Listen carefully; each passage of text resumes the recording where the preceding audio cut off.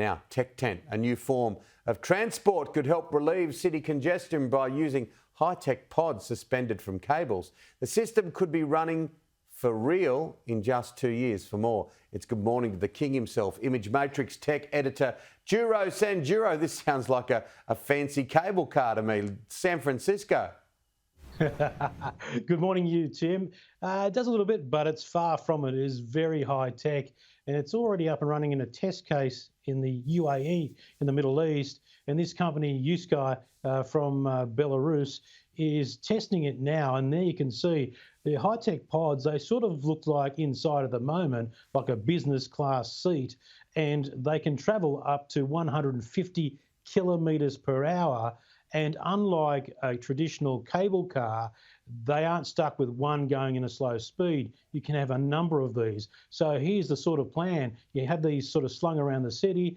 They do look pretty cool, actually. When they light up at night, they sort of have this really nice lighting effect as well. But they're a much cheaper way. I think the company said like it was $150 million US for just a kilometre or a mile or so of subway, whereas it's only about 10 million US for one of these to go up. So the figures anyway are very big when it comes to traditional infrastructure.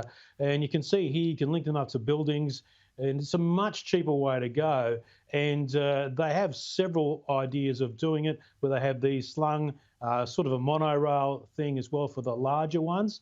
So it's very safe too, high technology. They won't run into each other because they're very smart.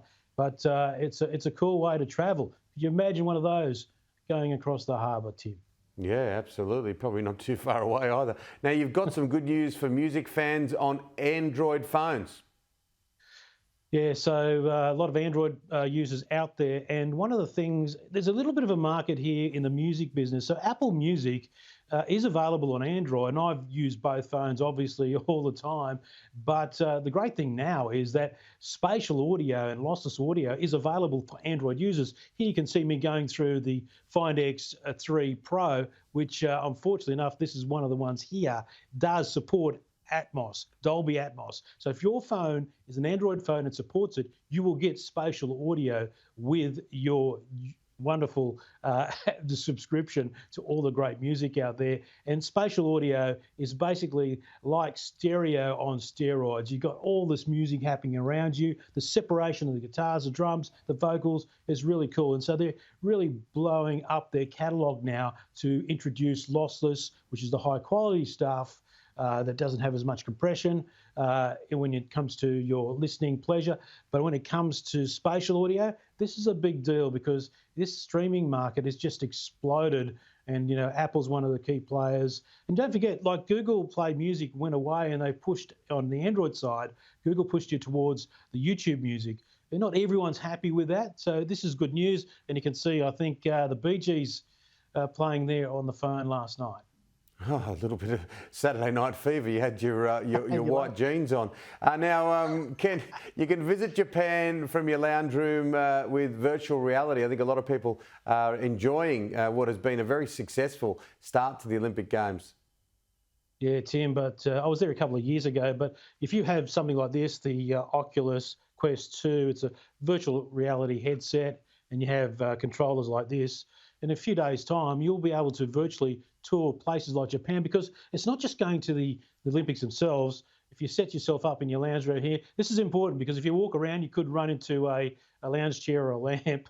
So once you do that, you'll be able to experience this sort of stuff. Here are some little previews of the videos, which are off the beaten track. That's the wonderful thing about going to the Olympics. It's not just the games, but experiencing the culture. So using a VR headset is one way of escaping and getting to Japan. So I encourage people to try it out when you can. If you have a Quest, and look, this is me in Japan just a couple of years ago doing the Ninja, and the Ninja Dojo was just a great experience. And these are the sorts of things you'll discover in these videos off the beaten track. And you can see me carving up. And Tim, you know all about VR because this is us enjoying a virtual red wine only a few months back. Yeah, and I really love the slimming virtual reality camera you use, particularly for me. That's got to be some sort of It's got to be some sort of COVID challenge for me. But Djuro, you must be desperate to get travelling again at some point soon. You're getting your second jab soon as well? Yeah, I'm due, I think, next week, so I'm pretty excited about that. In fact, the whole family here, we've all got grown-up girls, are pretty close to being finished off in terms of inoculations. So really excited. It's really been hard because a lot of the stuff I do is shooting out and about in the country, and I want to do some astronomy-based photography as well. And it's really frustrating. Drones, I love flying drones, so it is really frustrating. Fortunately, I've got a lot of editing to do in this studio, and I'm trying to make it the best I can when I do across to good people like yourself, Tim. Oh, thank you for the wrap, my dear old thing. We'll be back doing that kind of travel very, very soon. And once it does happen, I think everyone will appreciate it even more, to be honest with you. Djuro, good to chat. Thanks, Tim. Speak to you next week.